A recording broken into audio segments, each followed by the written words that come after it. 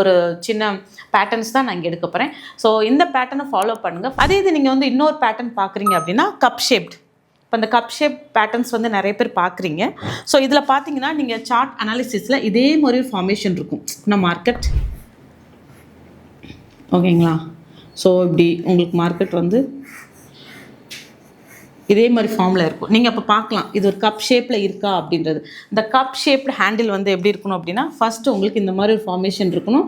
அதுக்கப்புறம் ஒரு கப் ஷேப்பில் இப்படி ஃபார்ம் ஆகிட்டு அகெயின் உங்களுக்கு வந்து போகுது அப்படின்னா இது புல்லிஸில் தான் இந்த மாதிரி நடக்கும். ஸோ கப் ஷேப்டு வந்து புல்லிஸ் பேட்டர்னுக்கு போகிறதுக்கான ஒரு ப்ரிடிக்ஷன். ஸோ இதுவுமே நீங்கள் வந்து ஃபார்ம் ஆனதுக்கப்புறம் இங்கே ஸோ ஃபார்ம் ஆனதுக்கப்புறம் பிரேக் அவுட் ஆச்சு, இந்த லேயரை வந்து இது பிரேக் அவுட் பண்ணிடுச்சு அப்படின்னா மார்க்கெட் வந்து அப் ட்ரெண்ட். இது வந்து கப் ஷேப்ட்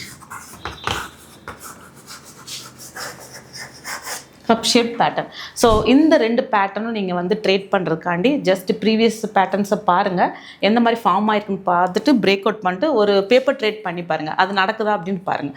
அதுக்கப்புறம் நீங்கள் சின்ன சின்ன டார்கெட்ஸ் வச்சு நீங்கள் இது வந்து ஃபோக்கஸ் பண்ணலாம். ஸோ இந்த சார்ட் பேட்டர்னை வந்து நீங்கள் அனலைஸ் பண்ணிவிட்டு பண்ணுங்கள்.